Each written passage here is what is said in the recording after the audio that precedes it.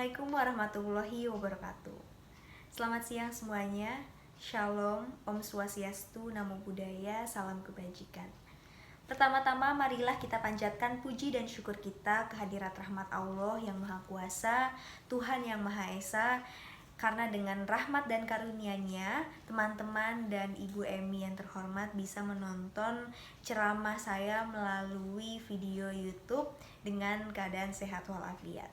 Salawat serta salam semoga tetap tercurah kepada junjungan kita Nabi besar Muhammad Sallallahu Alaihi Wasallam yang telah menjadikan kita umat yang terbaik yang insya Allah selalu mendapat ridho dan syafaatnya hingga yaumul akhir nanti. Amin amin ya robbal alamin. Yang terhormat kepada Ibu Guru Bahasa Indonesia Ibu Emi Yasma SPD dan teman-teman yang saya cintai. Sebelumnya perkenalkan, nama saya Sakila Hanifanisa dan di kesempatan kali ini saya ingin memaparkan ceramah saya yang berjudul Manajemen Waktu. Seperti yang kita ketahui, manajemen waktu adalah hal yang sangat berharga bagi kehidupan kita. Hidup dan waktu itu mempunyai korelasi yang sangat erat. Jadi, waktu di dalam kehidupan kita itu sangatlah berharga. Baik kaya maupun miskin, pejabat ataupun pengangguran, orang dewasa ataupun anak kecil memiliki jatah waktu yang sama, yaitu 24 jam sehari. Tapi apa yang membedakan? Yang membedakan adalah keberhasilan dan kegagalan dari tiap masing-masing orang tersebut. Apakah ia ingin berhasil ataupun gagal.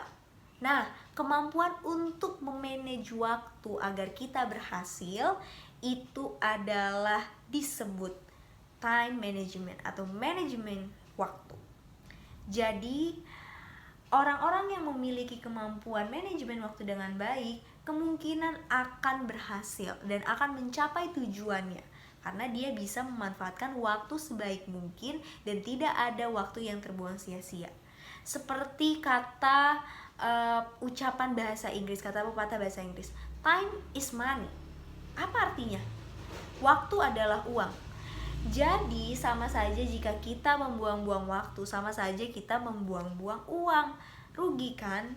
Jadinya sangatlah berharga teman-teman waktu itu ya. Jadi tidak bisa diulang 2 kali, tidak bisa dikembalikan, tidak bisa diminta untuk yang kedua kali, atau tidak bisa diputarbalikkan. Jadi waktu itu hanya akan berlalu 1 kali saja, tidak ada kesempatan 2 kali. Jadi maka dari itu kita harus mempunyai kemampuan manajemen waktu yang baik agar tidak ada waktu yang terbuang sia-sia. Banyak dari kita yang telah merencanakan ingin melakukan A, ingin melakukan B, ingin melakukan C, tapi tidak terlaksana. Itu semua berantakan, kacau. Itu karena apa? Karena time management kita atau manajemen waktunya itu sangat buruk. Banyak orang yang membiarkan waktu terbuang sia-sia dengan anggapan, ya besok masih ada waktu, ya besok aja deh ngerjainnya. Nah, itu adalah ungkapan atau pikiran yang mana yang menggambarkan kalau kita tidak bisa memanfaatkan atau menghargai waktu yang sangat berharga. Padahal waktu itu sangat berharga, tidak akan terulang 2 kali atau tidak akan kita bisa pengen yang kemarin, itu nggak bisa. Jadi tidak akan terulang, tidak bisa diulang kembali dan tidak akan kembali. Jadi waktu yang sudah terlewat ya sudah, itu tidak bisa diulang, tidak ada kesempatan kedua kali. Orang-orang yang memiliki kemampuan untuk memanage waktunya dengan baik itu biasanya tidak akan membiarkan waktunya terbuang sia-sia. Contohnya orang yang memiliki banyak kegiatan, mereka pasti mempunyai kemampuan untuk memanage waktu dengan baik. Biasanya mereka lebih fokus dengan tujuan mereka, tidak akan ada waktu yang terbuang sia-sia. Jadinya mereka sangat amat memanfaatkan waktu dengan baik. Tidak ada waktu yang terbuang sia-sia. Oke teman-teman, sebenarnya manajemen waktu itu cukup mudah. Misalkan kita sebagai seorang pelajar, berarti jam yang sudah pasti ada di seorang pelajar. Misalkan belajar di sekolah, lalu bimbel, lalu belajar di rumah pada malam hari. Ya sudah, kita mulai dari situ kita membuat planning, atau anak zaman sekarang bilangnya to do list gitu. Jadi dari jam segini sampai jam segini saya belajar di sekolah. Habis itu pulang sekolah saya memanjakan diri sebentar. Tapi boleh, memanjakan diri itu boleh teman-teman, asalkan jangan berlarut-larut, jangan keenakan keterusan, malah kita jadi lupa planning kita yang sudah kita buat itu bagaimana gitu. Jangan seperti itu ya teman-teman. Jadi boleh memanjakan diri asalkan tidak berlebihan gitu, biar kita nggak stres juga. Fungsinya untuk memanjakan diri supaya kita merefresh otak kita, supaya kita tidak terbebani oleh aktivitas-aktivitas yang akan kita kerjakan nantinya gitu. Oke, lanjut. Misalkan setelah kita memanjakan diri, lalu kita bimbel. Misalkan sesudah bimbel pulang, habis itu kita belajar sebentar untuk esok hari, kemudian tidur. Udah selesai. Jadi mulai dari hal-hal yang terkecil, mulai dari diri kita sendiri, untuk baru nantinya jika sudah terbiasa kita lebih memperluas jangkauan time management kita. Nantinya kita akan terbiasa. Awalnya memang susah untuk membiasakan diri kita melakukan aktivitas sesuai dengan apa yang sudah dijadwalkan. Misalkan ya kita bangun jam segini, bangun jam 6, kemudian lanjut sekolah, kemudian belajar di sekolah, pulang, bimbel, dan lain-lain. Mungkin akan sedikit susah untuk awalnya, tapi jika sudah terbiasa itu akan jauh lebih mudah. Seperti ya kita menjalankan aktivitas sehari-hari tanpa adanya planning gitu. Jadi kita sudah terbiasa.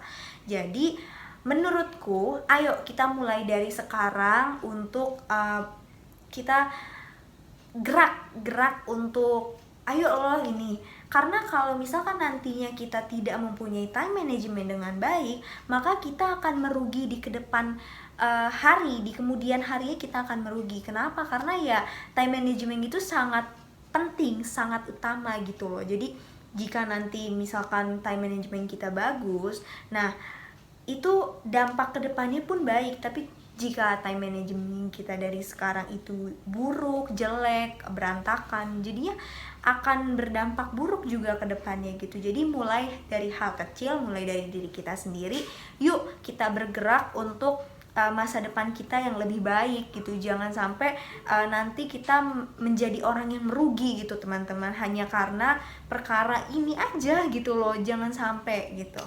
Jadi yuk mari kita gunakan waktu kita dengan baik, karena waktu tidak akan terulang dua kali, tidak akan bisa diulang dua kali, dan tidak akan bisa datang dua kali. Jadi yuk manfaatkan waktu dengan baik, jangan sampai disia-siakan gitu, mumpung masih muda nih kita. Yuk, jadi saya harap generasi muda juga bisa tersadar oleh ceramah saya kali ini. Demikianlah teman-teman ceramah yang bisa saya sampaikan. Semoga pesan positifnya bisa diambil dan diresapi, direnungi. Semoga bisa membuka mata hati pikiran kalian. Terima kasih telah menonton. Untuk Bu Emi juga terima kasih banyak telah menyaksikan. Kurang lebihnya saya mohon maaf. Yang salah datangnya dari saya dan yang benar datangnya dari Allah Subhanahu wa taala. Terima kasih. Wabillahi taufiq wal hidayah. Wassalamualaikum warahmatullahi wabarakatuh.